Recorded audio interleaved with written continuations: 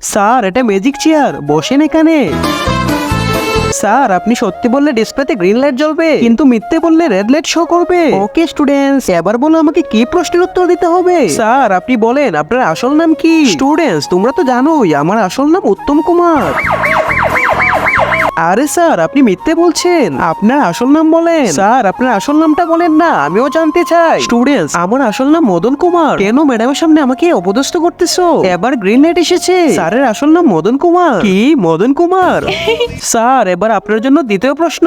আপনার মনে তানজিলা ম্যাডামকে নিয়ে কি চলতেছে? তানজিলা ম্যাডাম, ও তো আমার আপন বোনের মতো।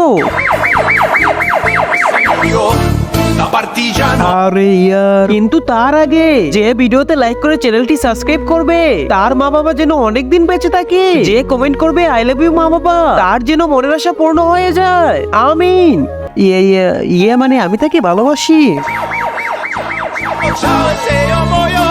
রাখো, অনেক হয়েছে, এবার তুমি বসো, এখন তোমার পালা। পার্ট 2 দেখতে পার্ট 2 লিখে কমেন্ট করুন।